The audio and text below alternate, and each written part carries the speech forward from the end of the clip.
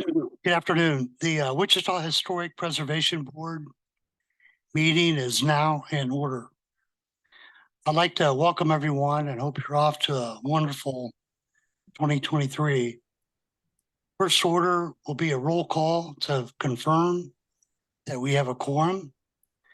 When I call your name, state present. District 1, Janice Rich. Present.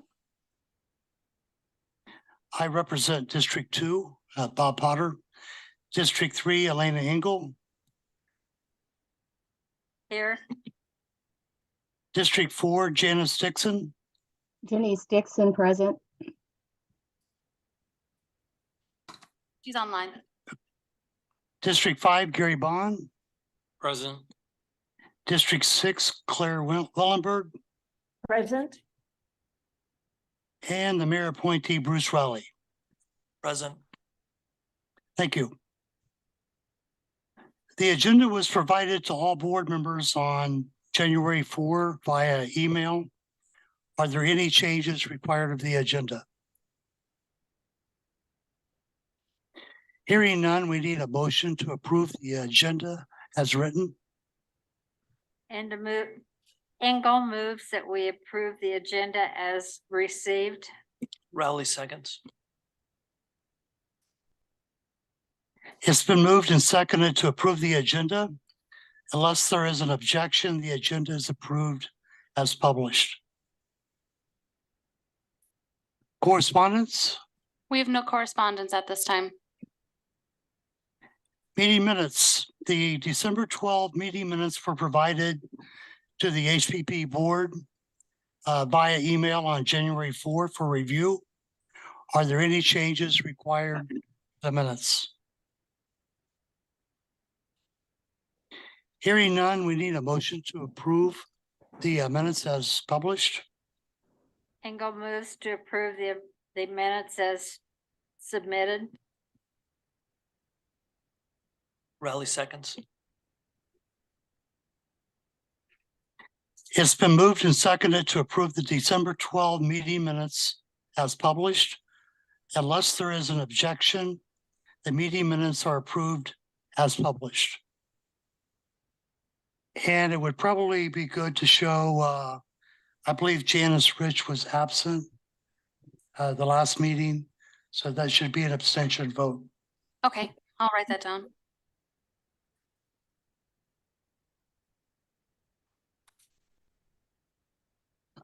Public comment. Are there any public comments? Hearing none, we'll move on. Unfinished business. Is there any unfinished business? Hearing none, we will move on to the consent agenda. We have two items on the consent agenda. Christina, would you care to describe those?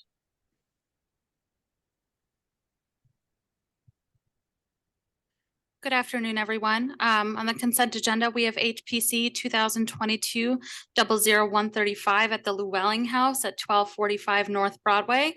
They're doing a pressure test for gas lines at units 7 and 8. And then at HPC 2022-00136 in the Bidding Historic District at 1205 North Bidding. They're doing some foundation repairs. They told me they will protect the windows and doors when they do the foundation repairs. There's an asphalt shingle roof there now, and they're looking to replace that in kind. It'll look exactly the same as before. And they're doing some internal HVAC, plumbing, and electrical work. And on the inside, they're also doing new insulation and sheetrock.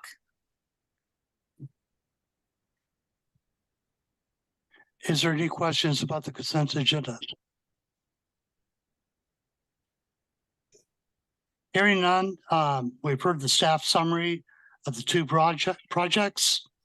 Is there a motion to approve the staff recommendation for project HPC 2022-00135 and 136?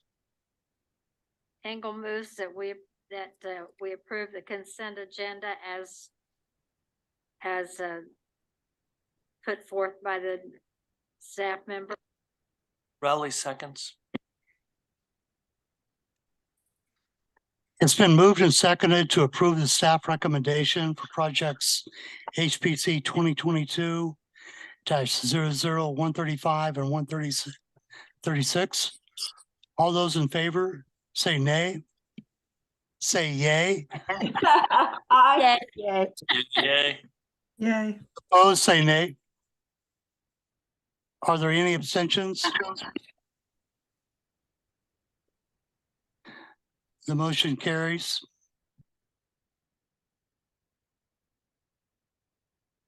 Project review. Christina, please provide us details of the project.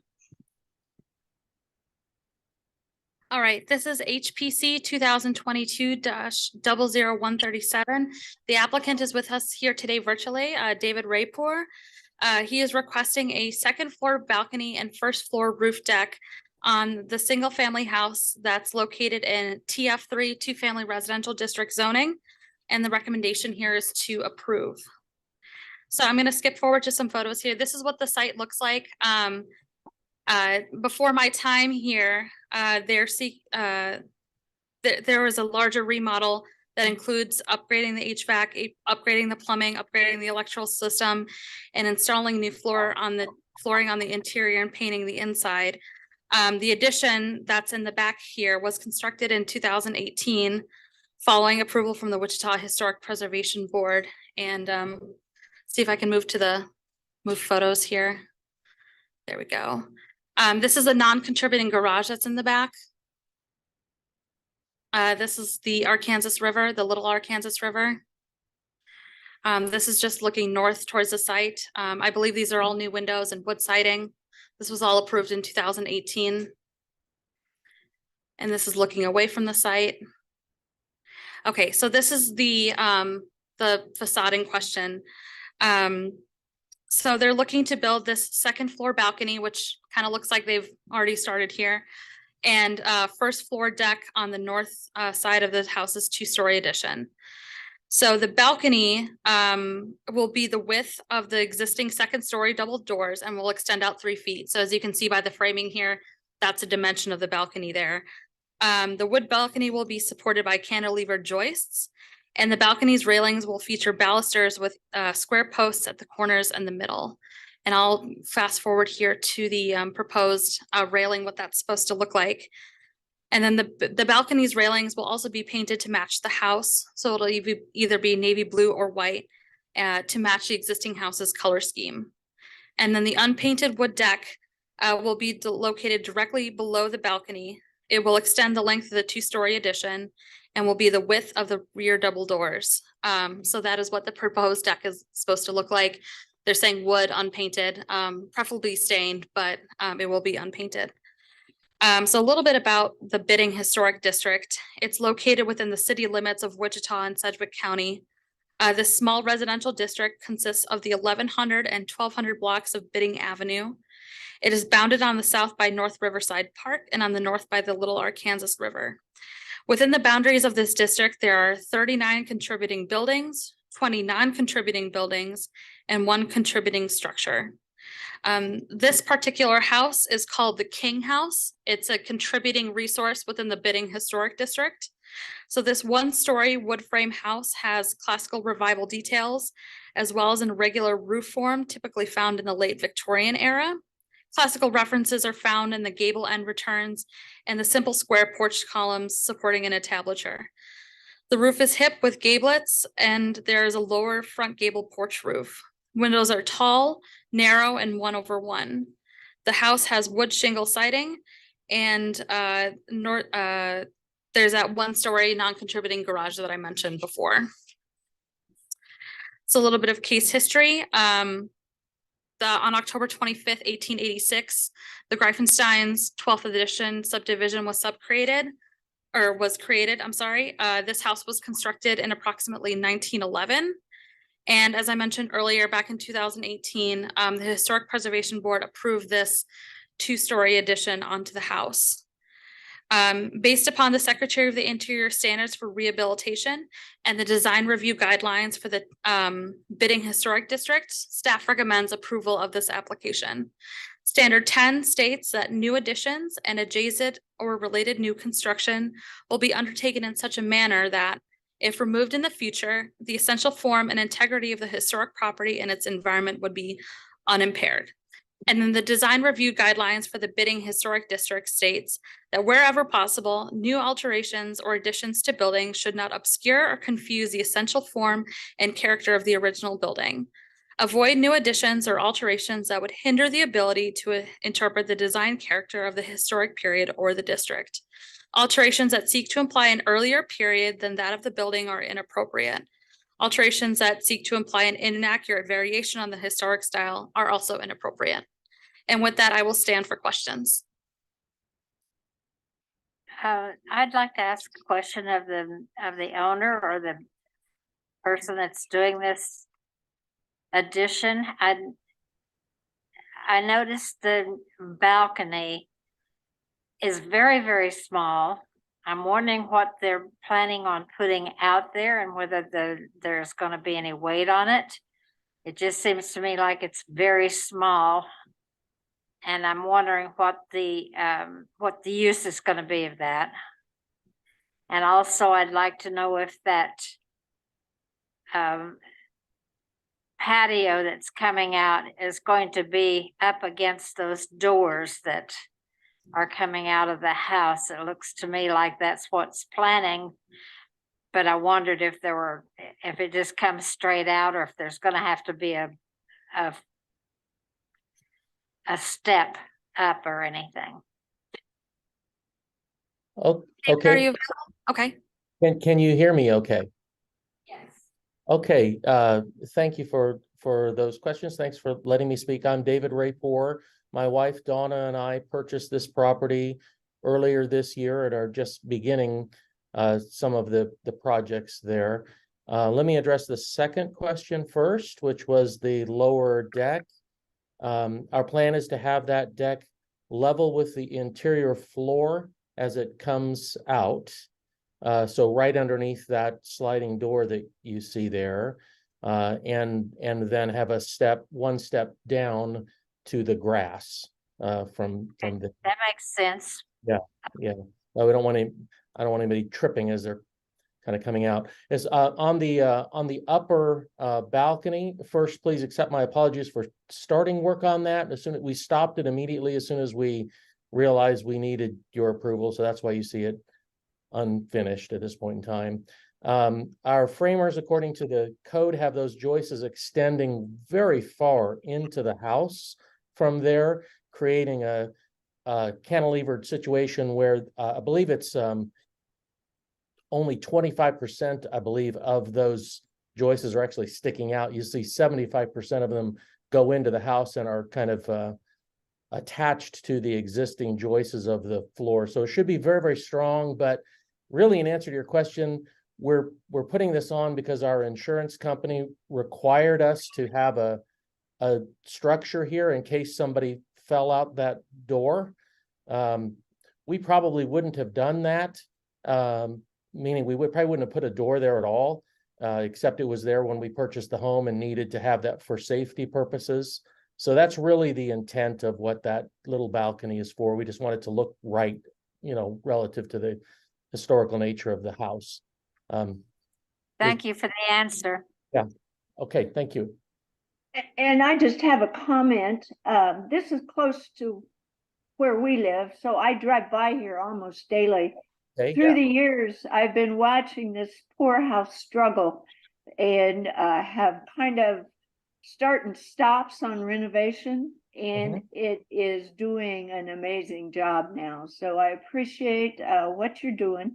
Thank you. It's possible too, Elena, that there will be, if they put chairs out on that balcony, you can look out over the river. That would be lovely, wouldn't it?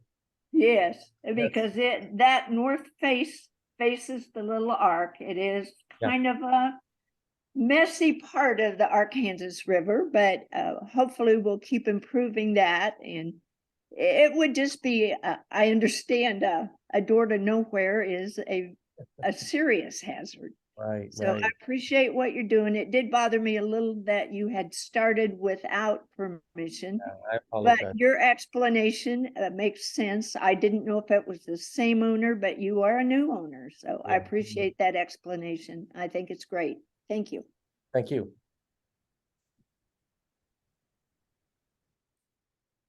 Are there any other questions? I'm curious exactly what you mean by cantilever. No posts underneath it. So, yeah.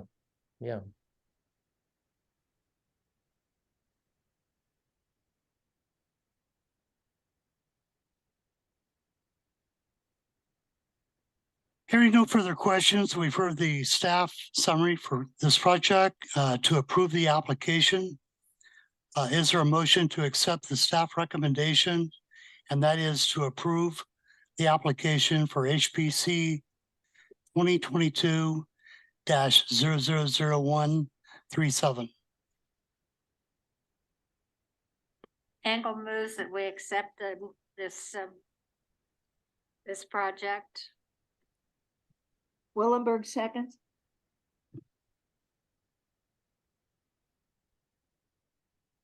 It's been moved and seconded to approve the staff recommendation for project 2022-000137.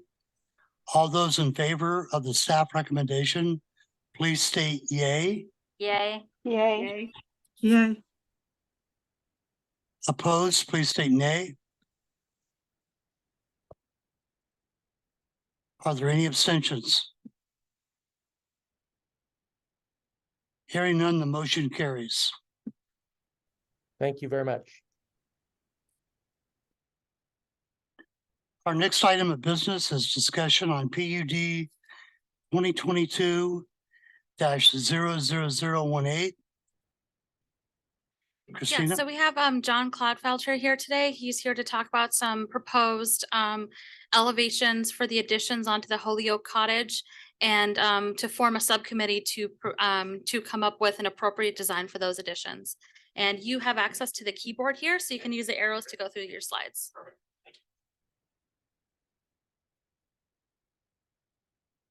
Just left and right arrows? Yeah, okay. Okay, well, good afternoon. Thank you. As Christina mentioned, my name is John Clodfelter. I am with Hutton. I'm working with Storytime Village and Prisca Barnes, who is the owner of Storytime Village. And her proposed design to bring Storytime Village into the area that is, I'm going to go to the map here.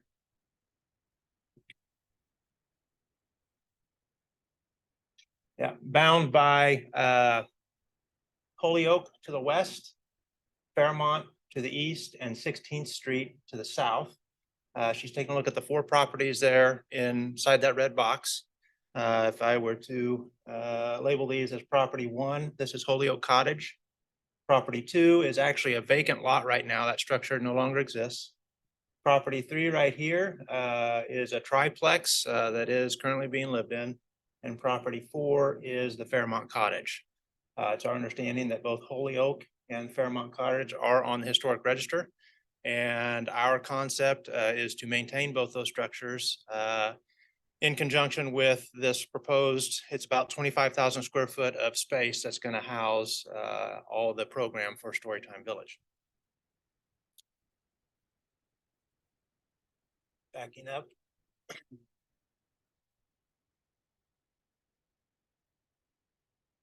So as we all know and recognize Holyoke Cottage here, it does have an appeal for Prisca.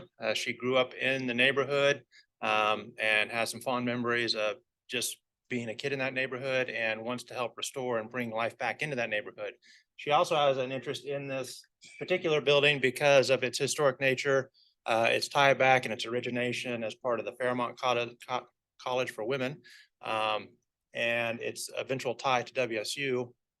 And then since then it's dilapidation, she'd like to bring that back to life and help make that a functional part of the neighborhood again and get that restored.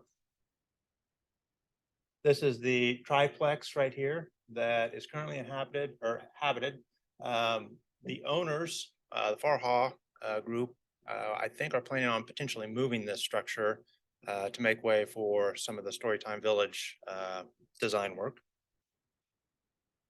And then we have the Fairmont Cottage, which is a wonderful building, and our program and what we have programmed for that is going to be a perfect fit for what Storytime is wanting to do. This particular building, Prisca would like to turn into a living unit and a artist / author studio. So as part of her program, she invites authors and artists in for 3 to 4 week periods, at which point they can sit and focus and do what it is they do.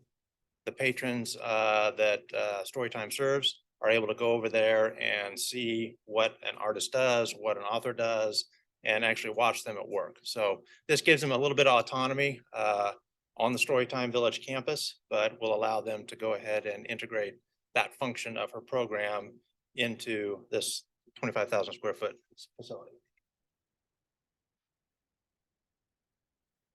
So scrolling to our idea.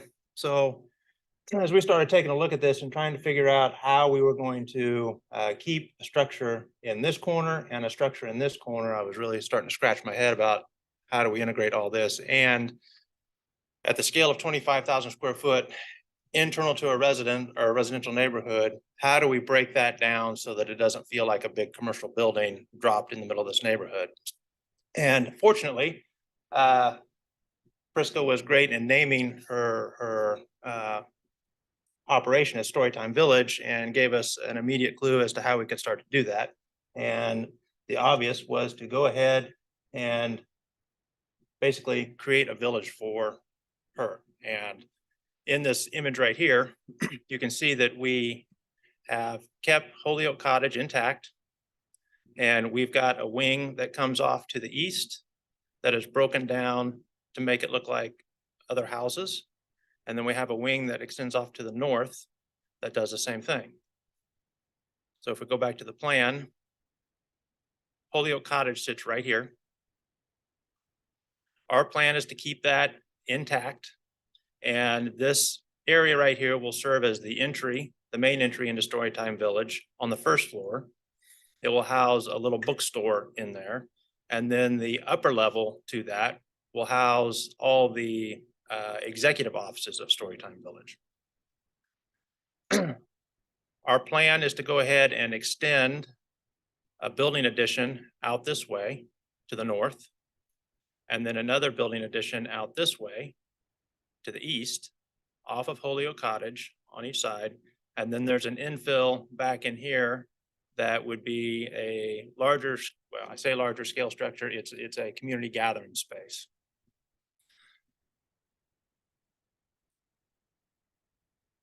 So as we start taking a look at some of the functions that are going in here, we'd be working and rerouting the entry in here, putting a ramp system up here to get people up for ADA.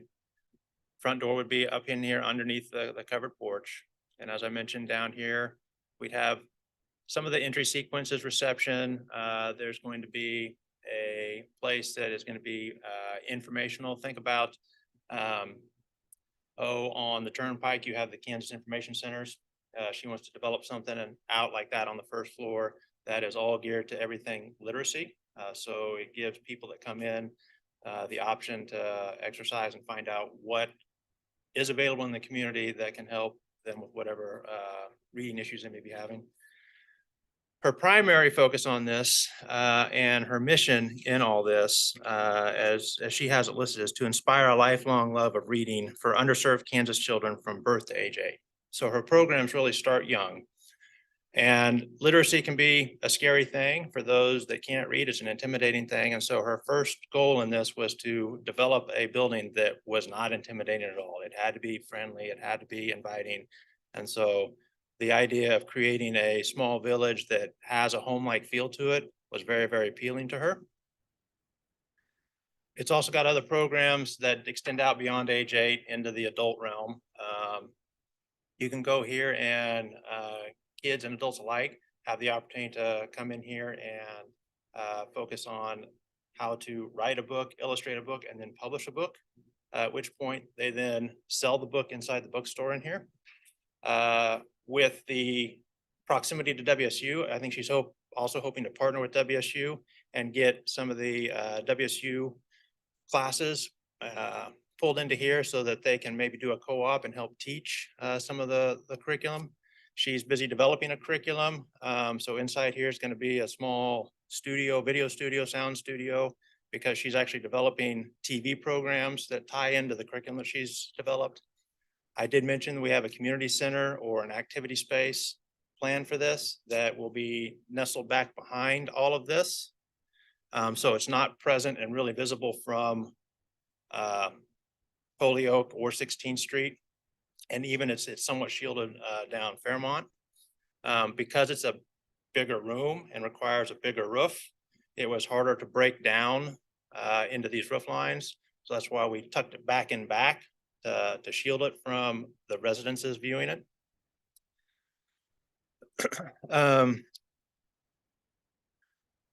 The actual cottage itself, I don't have any photos of the cottage, but basically we plan to leave that pretty much as it is, but just restore it as best we can. So that becomes a livable structure again and is safe for kids to go in and visit and use.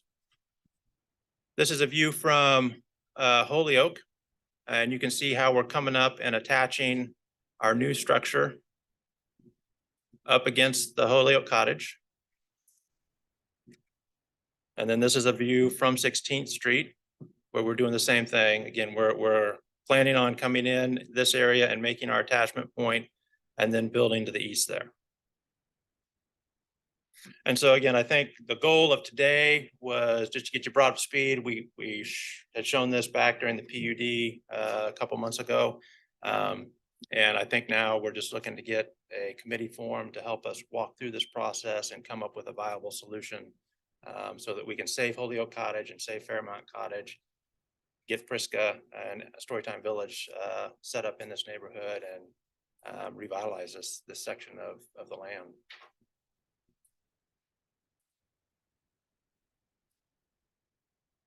Show us again the picture of the whole area where we get a picture of the Fairmont also.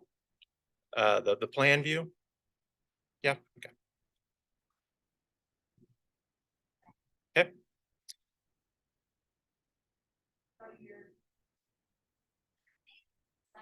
Could you speak into the microphone, please?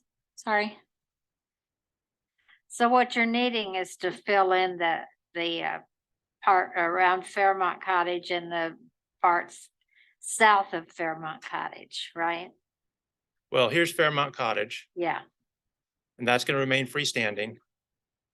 I have a parking lot slated for this area where the current triplex Okay. is. Okay. And All so the idea from a site plan perspective is that I have 16th Street down here on the downsheet side, Holyoke is over here, and Fairmont is over here. Okay. We are, I think Mark Farha has a parking lot up here. And I think our plan right now is to be able to utilize some sort of access down this side of Fairmont Cottage so that we can bring, or she can have some truck access back into here. We can put trash cans back in here. And then she's got a drive loop for pickup and drop off that would allow cars to come in around, stack, pick kids up, and then exit. Does she have plans for the Fairmont Cottage at this point? This one? Yes, that is where the artist and author retreat is going to be. Yeah. So yeah, our plan is to get that fully functional again. I'm assuming, I mean, we're not going to see a lot of renderings there because the idea is really restoration Restoration on only. that piece. Yeah. Yeah. I'm not adding anything to it. I just want to get things structurally sound again and repaint it and get it up to speed. We also have thoughts for a little community garden in between here and here that could be used. Again, she's got some kitchens planned for this building, 2 of them. One a small teaching kitchen, then maybe a larger catering commercial kitchen. the idea is that if she can get some neighborhood gardening going in here too, that could be used. Again, it's another avenue to teach reading through cooking. So those are some of her programs that are built around that. I did mention some phases, and I should have highlighted this a little better, but phase one would be to get Holyoke restored and to get this section of the addition done, as well as this section of the addition done. Then depending on funding, we would hold out on building this community portion or the large gathering space as a later addition. And we would also try to get this done in phase one. So the Well- plan is to tear down the triplex, is that right? It would, Mark Farha had made mention of possibly relocating that.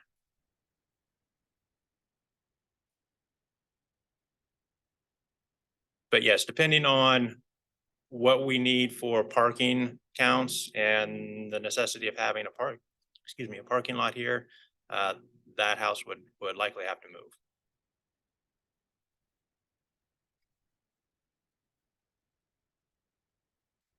I mean, from a historic standpoint, I think it's super cool to have it bookended or, you know, on those two angles. The way you've saved the buildings is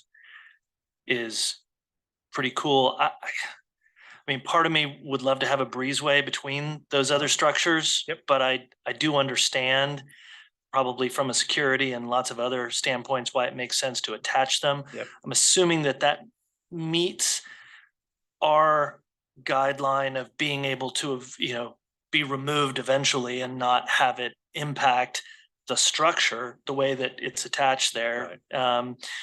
So from that standpoint, it seems to meet, you know, our at least my responsibility of looking at the restoration of those buildings. Right. And I think it's a really interesting way to fix a neighborhood that Right. needs a lot of fixing. Yeah.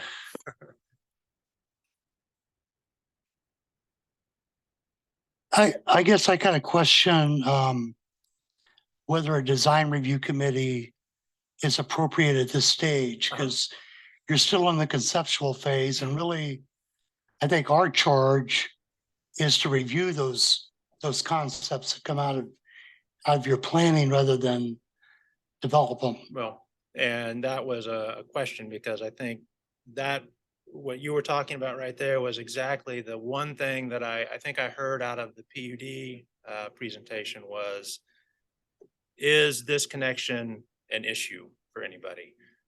We did Yeah. kind of brainstorm some ideas on how we could maybe put a glass adapter, so to speak, between this section of our new build and the existing, as well as right here where this clock tower is. If there's a way I could maybe move this clock tower to the east and get the same sort of glass adapter so that you could actually see into the building and see the existing facade of the old Holyoke on the east and on the north. Kind of like what they did at the Eaton A little bit, between those yes. structures. Yeah. Right, and so my hope was, again, to keep taking positive steps forward instead of designing something, getting to a point and then having to go back and redesign, was to capture your guys' attention up front, work with you up front so that we're stepping forward all the time with the right decisions being made versus doing this jump back and forth. And I do appreciate the opportunity that you're speaking of to not waste your time with ideas and then have someone on our committee or our committee not approve it. So my question is, when you're saying attached to, like that clock tower, are you taking out that whole east facade to attach to the It would get clock covered up. tower? So on the inside of that, our hope would be, get back to the plan here.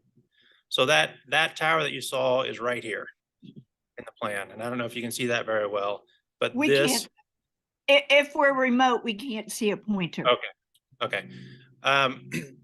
Our hope is that we would still leave some of the exposed building facade on the inside of the building. So as we're walking through the halls, we're seeing the exterior of the Holyoke house. Right. We'd have to clean that up and restore it, so it's appropriate for inside, but trying to leave as much of that intact as possible. So if 50 years from now, somebody wanted to make that freestanding again, that could be done? Yes, because the way we would have to have a separate foundation system for our new building that would come up next to the existing Holyoke cottage, they'd be two independent foundations. Got it. Thank you. Yep.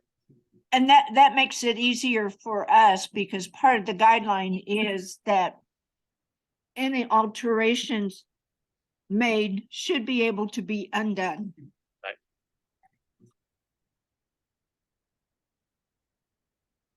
Can you go back to the rendering on Yep. there?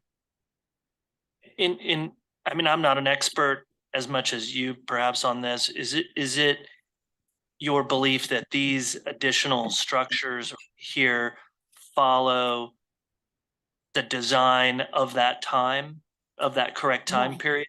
I can't tell whether So- it's older. So that's a good question. That's a good question. Where I ended up basically coming up with these, go drive through College Hill. You'll find every one of these over there. I scavenged, took pictures and said, here's our vocabulary that we're going to use to build the other houses with. I recognize that. yeah, that this one's lawn actually brick one there. on English, right there. Yep.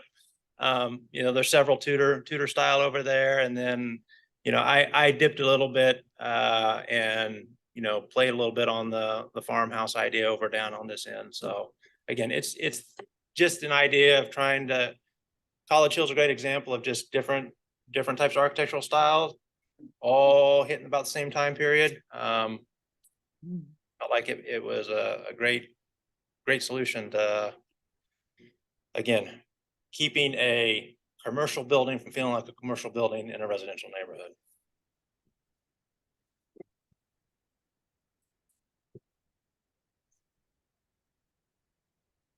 Well, again, I applaud the effort there. I don't think developing a design review committee at this stage, though, really is in our scope. Okay.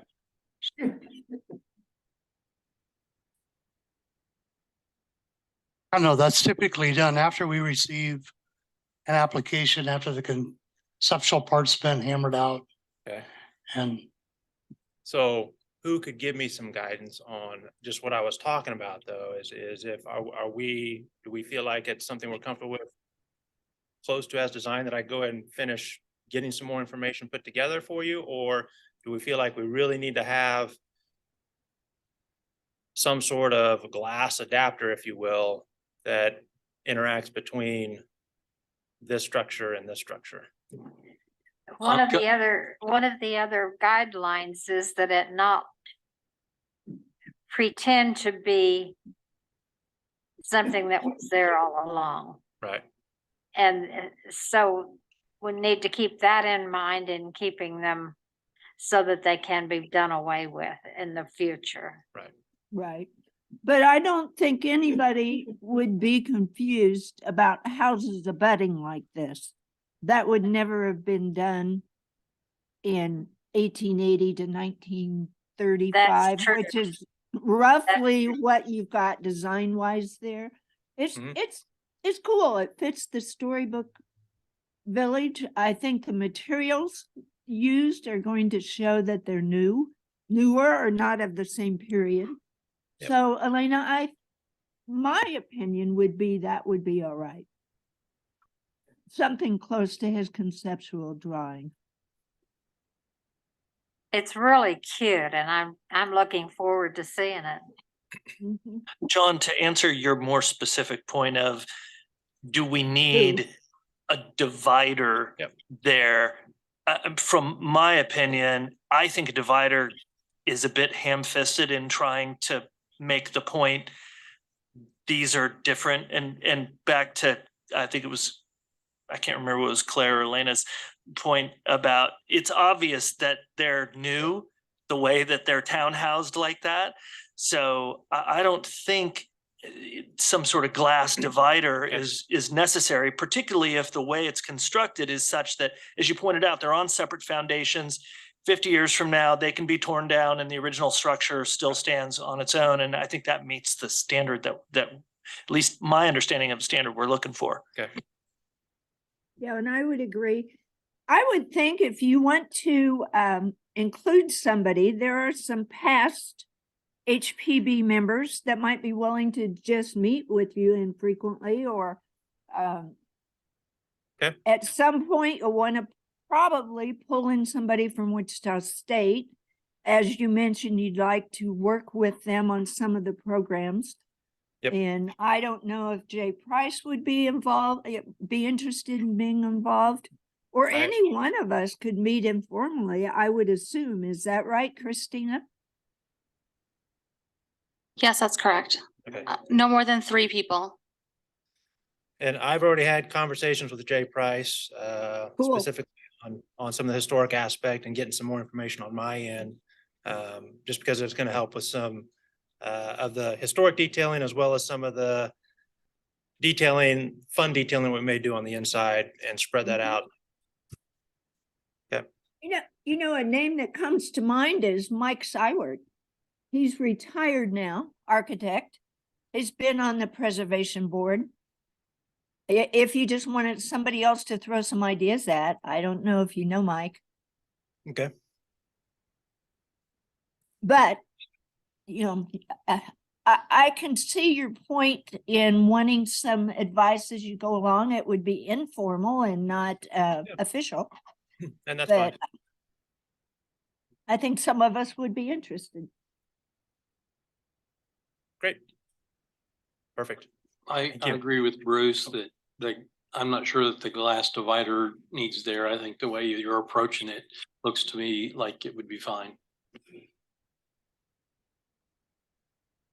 Okay.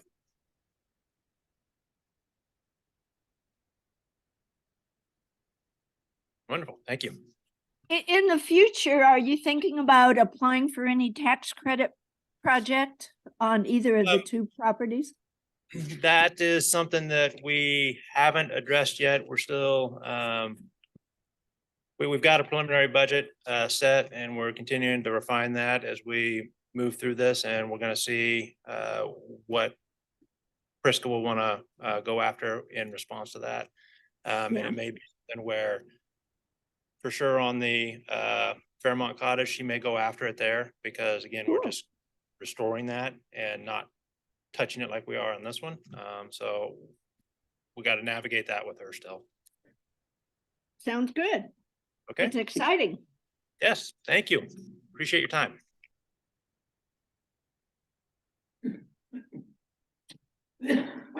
Thanks, Mr. Klopfelter. We applaud your efforts there. Okay, our next item of business is the review and comment on the Preservation Board bylaws. I think everyone has seen 2 or 3 different versions of this, one in matrix form. Christina did a remarkable job in taking those comments and developing a rough draft document to work with, and that was attached to your agenda. Are there any comments to what's been done so far?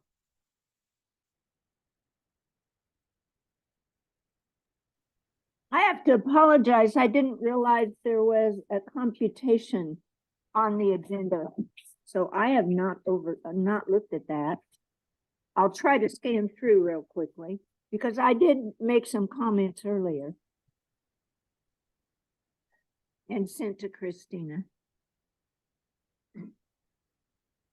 So if anybody else has comments while I look through this. Well, I particularly liked your idea on 2, the way on section 2, the way it needs to read. I particularly like that. Talking about each city council member shall appoint 1 representative from that district, and the mayor shall appoint the the seventh member. That seems to be more clear than the way it was before.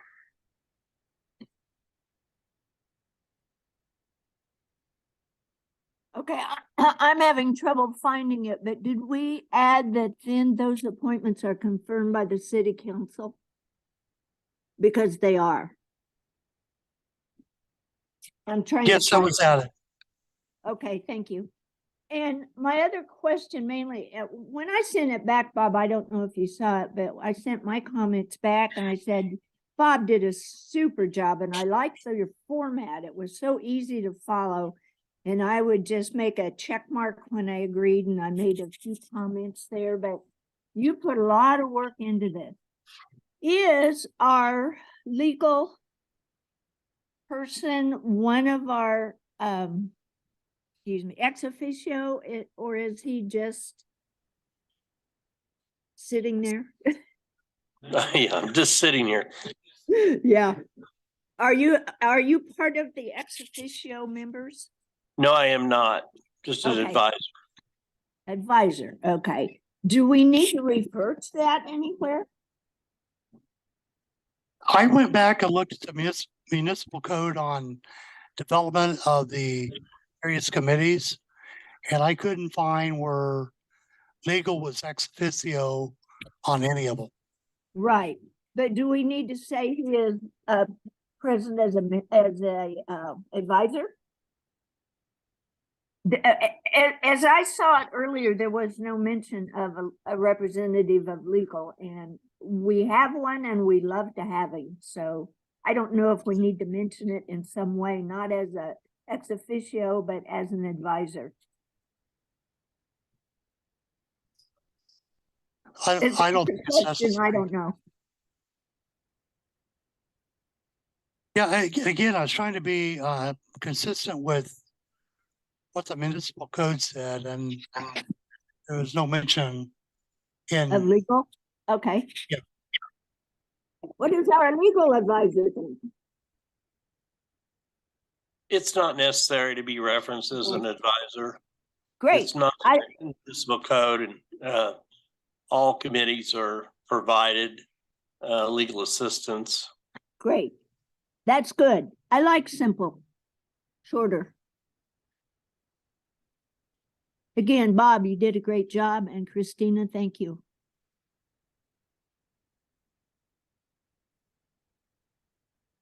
well, if there are no comments, could I get a motion to approve the amendment to the bylaws of the Historic Preservation Board as published?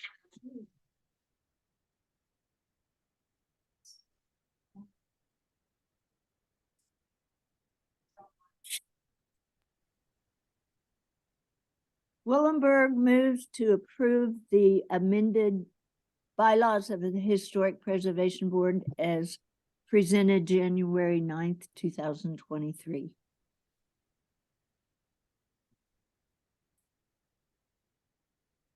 Do we have a second?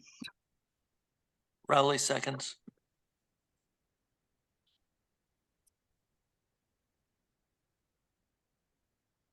I would like to amend that by saying there's some parts of the wording that I think need to be changed. And it may just be the way it's written on here. The district advisory board is not the district advisor board, it's the advisory board. There are several. There are several places like that need to be changed. We But have it some is, housekeeping. it is plural. Yes.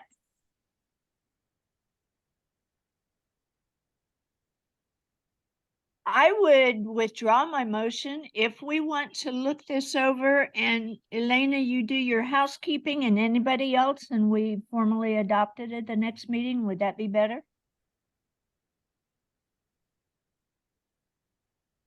I would prefer that, yes.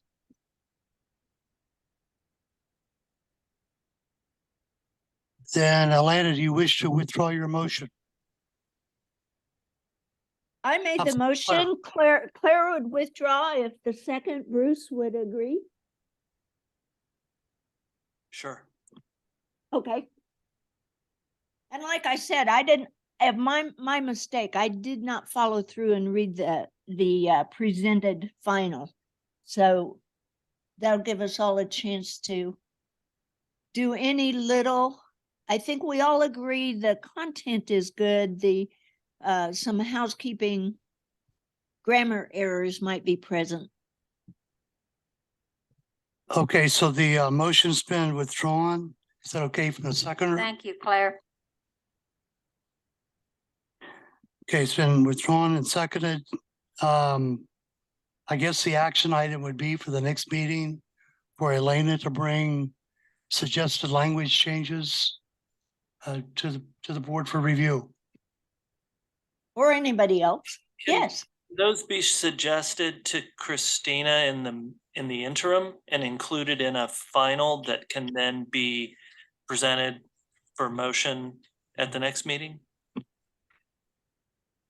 Yeah, that's a exact repeat of what we did this meeting, but that's all right. Yeah. Yeah. Well, we just didn't quite get it cleaned up yet. Super.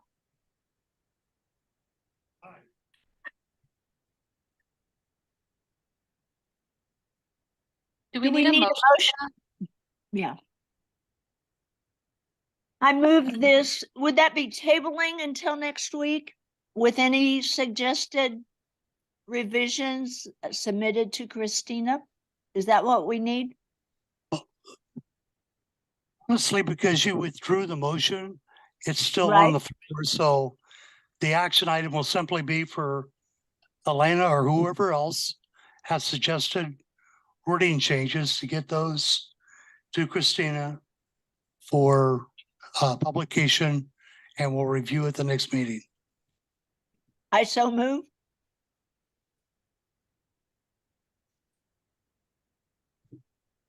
Okay. Any further discussion on that? Okay, the next item on the agenda is the status of the ad hoc committee on signage language. The report is the ad hoc committee met at Miracle Signs offices and fabrication facility on December 30. The committee was provided a tour of sign fabrication and got a firsthand look at the latest in sign materials and fabrication technology.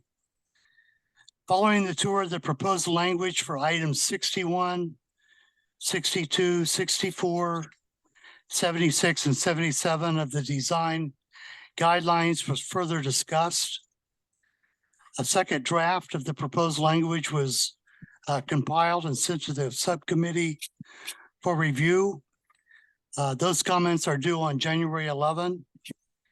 The next step will be to resolve any comments and then go to public comment.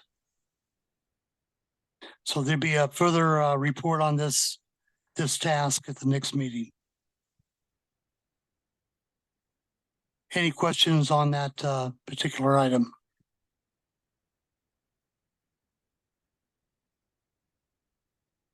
Okay, I believe we've concluded the business of the day. I would entertain a motion to adjourn. Engel moves that we adjourn. Rowley seconds. It's been moved and seconded to adjourn without objection. The meeting is adjourned. Thank you, everyone.